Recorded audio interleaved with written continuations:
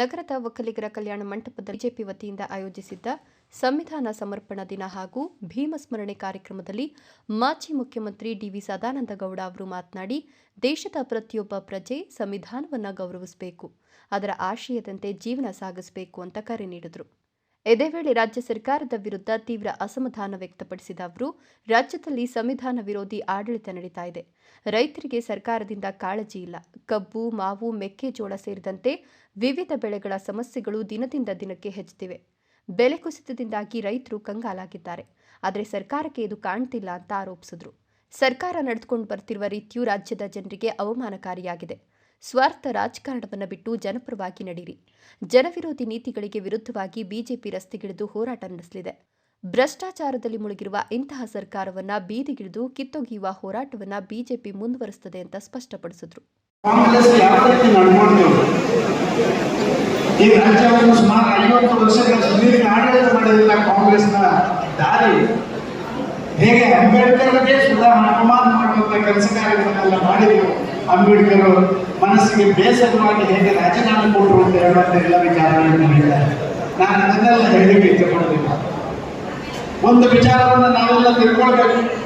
ಈ ದೇಶದಲ್ಲಿ ಯಾವುದೇ ಕಾನೂನು ಬಂದಿದ್ರು ಕೂಡ ಆ ಎಲ್ಲ ಕಾನೂನು ಲೋಕಸಭೆಯಲ್ಲಿ ಅಂಗೀಕಾರ ಆದಂತ ಕಾನೂನು. ಆದರೆ ನಮ್ಮ ದೇಶದ ಸಂವಿಧಾನ ಅದು ಜನರಿಂದ ಜನರಿಗಾಗಿ ನಾವೇ ಹೇಗೆ ಇರಬೇಕು ಅಂತ ಹೇಳುವಂತಹ ವ್ಯವಸ್ಥೆಯ ಕೇಂದ್ರೀಕೃತವಾದಂಥ ಅಂಬೇಡ್ಕರ್ ನೇತೃತ್ವದ ಸಮಿತಿ ರಚನೆ ಮಾಡಿದಂಥ ಒಂದು ಶಾಸನ. ಪ್ರಾಯಶಃ ಎಲ್ಲ ಶಾಸನಗಳಿಗೆ ಒಂದು ಮೇಲ್ಪಂಕ್ತಿಯಲ್ಲಿ ಕೊಡುವಂತಹ ಶಾಸನ. ಒಂದು ಭಾರತವನ್ನು ಸಾರ್ವಭೌಮ ರಾಷ್ಟ್ರವನ್ನಾಗಿ ಮಾಡಬೇಕು, ತಿಳ್ಕೊಳ್ಬೇಕು ಮತ್ತು ಅಂಬೇಡ್ಕರ್ಗೆ ಗೌರವ ಸಲ್ಲಿಸುವಂತಹ ಕೆಲಸ ಕಾರ್ಯಗಳನ್ನು ಮಾಡಬೇಕು ಅಂತ ನಾವು ನಿಶ್ಚಯ ಮಾಡಿದ್ದೇವೆ. ಆದರೆ ಕರ್ನಾಟಕ ರಾಜ್ಯದಲ್ಲಿ ಏನು ನಡೀತಾ ಇದೆ? ಸಂವಿಧಾನವನ್ನ ಒಂದು ರೀತಿಯಲ್ಲಿ ಅಪಮಾನ ಮಾಡುವಂತಹ ರಾಜನೀತಿ ಇವತ್ತು ಕರ್ನಾಟಕ ರಾಜ್ಯದಲ್ಲಿ ನಡೀತಾ ಇರುವಂಥದ್ದು ನಾವು ನೋಡ್ತೇವೆ.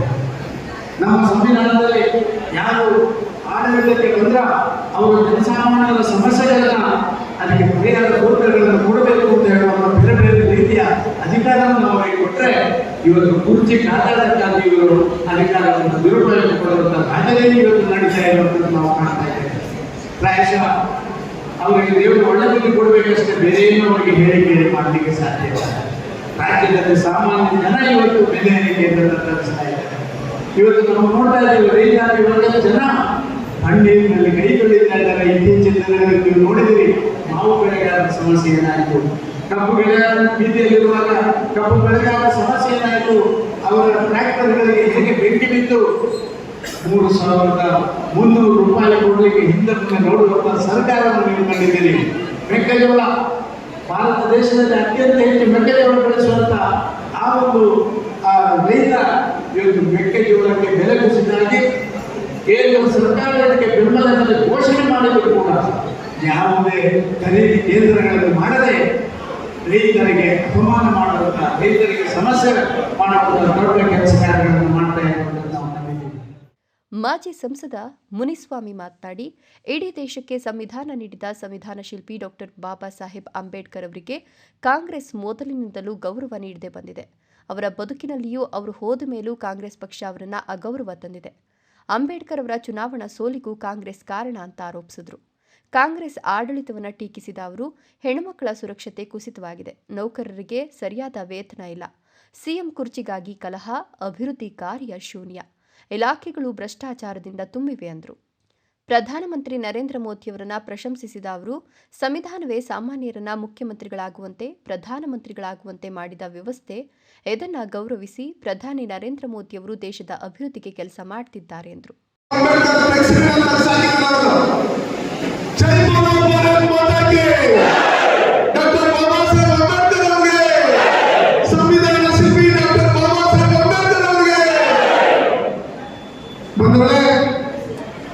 ಈ ದಿನ ನಾವು ಚಿಕ್ಕಬಳ್ಳಾಪುರ ಜಿಲ್ಲೆಯಲ್ಲಿ ಇಡೀ ದೇಶದಲ್ಲಿ ಯಾವ ರೀತಿ ಸನ್ಮಾನ್ಯ ನರೇಂದ್ರ ಮೋದಿ ಅವರ ನಾಯಕತ್ವದಲ್ಲಿ ಸಂವಿಧಾನ ಸಮರ್ಪಣಾ ದಿನಾಚರಣೆಯನ್ನು ಆಚರಿಸ್ತಾ ಇದ್ದೀರಿ, ಅದೇ ರೀತಿಯಲ್ಲಿ ಇವತ್ತು ಜಿಲ್ಲಾಧ್ಯಕ್ಷರಾದಂತಹ ಶ್ರೀಧರ್ ರಾಮಚಂದ್ರಗೌಡರ ನೇತೃತ್ವದಲ್ಲಿ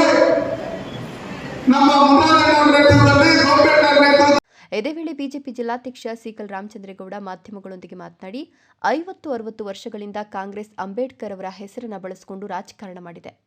ಆದರೆ ಜನರು ಅವರ ದ್ರೋಹವನ್ನು ಅರಿತಿದ್ದಾರೆ. ಪ್ರಧಾನಿ ಮೋದಿ ಅವರು ಸಂವಿಧಾನದ ಅಡಿಯಲ್ಲಿ ಆಡಳಿತ ನಡೆಸುತ್ತಿದ್ದಾರೆ. ಇನ್ನು ಅಂಬೇಡ್ಕರ್ ಬಗ್ಗೆ ಕಾಂಗ್ರೆಸ್ನ ನಿಜ ಸ್ವರೂಪ ಬಹಿರಂಗವಾಗಿದೆ. ಶೀಘ್ರದಲ್ಲೇ ಕಾಂಗ್ರೆಸ್ ಮುಕ್ತ ಭಾರತ ಸಾಧ್ಯ ಅಂತ ವಿಶ್ವಾಸ ವ್ಯಕ್ತಪಡಿಸಿದರು.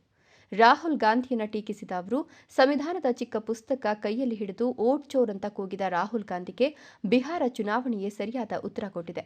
ರಾಹುಲ್ ಪ್ರಚಾರಕ್ಕೆ ಬಂದರೆ ಬಿಜೆಪಿ ಸೀಟುಗಳು ಇನ್ನೂ ಹೆಚ್ಚುತ್ತವೆ ಅಂತ ಜನರು ಹೇಳ್ತಿದ್ದಾರೆ ಎಂದರು.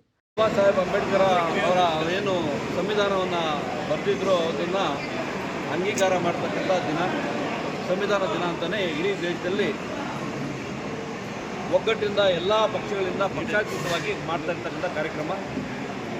ಇವತ್ತು ನಮ್ಮ ಚಿಕ್ಕಬಳ್ಳಾಪುರ ಜಿಲ್ಲೆಯ BJP ವತಿಯಿಂದ ಎಲ್ಲ ಮಂಡಲಗಳಿಂದ ಸಾಕಷ್ಟು ಕಾರ್ಯಕರ್ತರು ಮುಖಂಡರು ಹಾಜರಾಗಿ ಇವತ್ತು ಮಾಜಿ ಮುಖ್ಯಮಂತ್ರಿಗಳಾದ ಸದಾನಂದಗೌಡಜಿ ಅವ್ರ ಜೊತೆಗೆ ಮಾಜಿ ಸಂಸದರಾದ ಭೂಷಣಮ್ಮಣ್ಣವರು,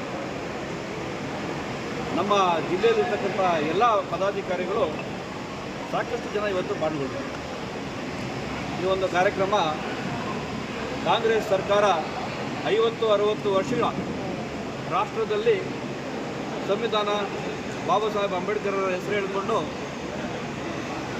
ಏನು ಸರ್ಕಾರ ನಡೆಸಿದ್ರು, ಇವತ್ತು ಅವ್ರು ಮಾಡಿರ್ತಕ್ಕಂಥ ದ್ರೋಹ ಇಡೀ ದೇಶಕ್ಕೆ ಗೊತ್ತಾಗಿ ಕಾಂಗ್ರೆಸ್ ಮುಕ್ತ ಭಾರತ ಆಗ್ತಕ್ಕಂಥದ್ದು ಅತಿ ಶೀಘ್ರದಲ್ಲಿ 2-3 ರಾಜ್ಯದಲ್ಲಿರ್ತಕ್ಕಂಥ ಕಾಂಗ್ರೆಸ್ ಈಗ ಮುಂಬರುವ ದಿನಗಳಲ್ಲಿ ಕಾಂಗ್ರೆಸ್ ಮುಕ್ತ ಏನು ಭಾರತ ಆಗ್ತಕ್ಕಂಥದ್ದು ಹತ್ತಿರದಲ್ಲಿದೆ. ಸಾಕಷ್ಟು ಬೂತ್ ಲೆವೆಲಲ್ಲಿ ಕೂಡ ಎಲ್ರಿಗೂ ಇವತ್ತು ಅಂಬೇಡ್ಕರ್ಗೆ, ಡಾಕ್ಟರ್ ಬಾಬಾ ಸಾಹೇಬ್ ಅಂಬೇಡ್ಕರ್ಗೆ ಕಾಂಗ್ರೆಸ್ ಅವರು ಮಾಡಿರ್ತಕ್ಕಂಥ ದ್ರೋಹ ಏನು, ಮೋದಿಜಿಯವರು ಬಂದಾದ ಮೇಲೆ ಮೋದಿಜಿಯವರು ಕೊಟ್ಟಿರ್ತಕ್ಕಂಥ ಕೊಡುಗೆ, ಗೌರವ, ಸಮಾನತೆ ಎಲ್ಲ ತಳಮಟ್ಟದಲ್ಲಿ ಇವತ್ತು ಗೊತ್ತಾಗಿದೆ.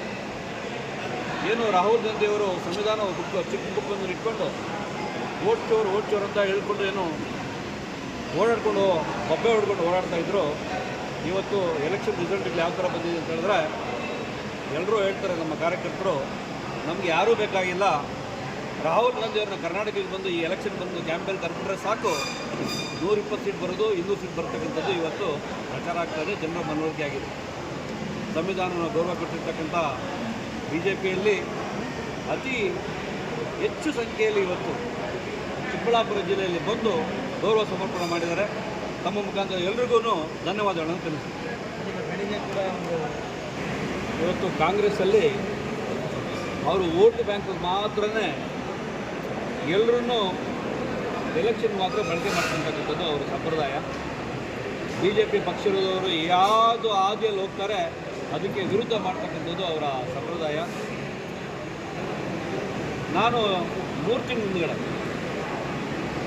ಶ್ರೀನಿವಾಸ ಸಾಗರದಲ್ಲಿ ನೀರು ಉಕ್ಕಿ ಹರಿತಾ ಇತ್ತು. ಏನೋ ಸುಂದರ ತಾಣದಲ್ಲಿ ಆ ಒಂದು ನೀರು ದುಂಕ್ತಾ ಇತ್ತು ಕೆಳಗಡೆಗೆ. ಏನು ಆ ನೀರು ಕೆಳಗಡೆ ಗಂಗಮ್ಮನ ಪ್ರತಿಷ್ಠಾಪನೆ ಮಾಡಿದರು.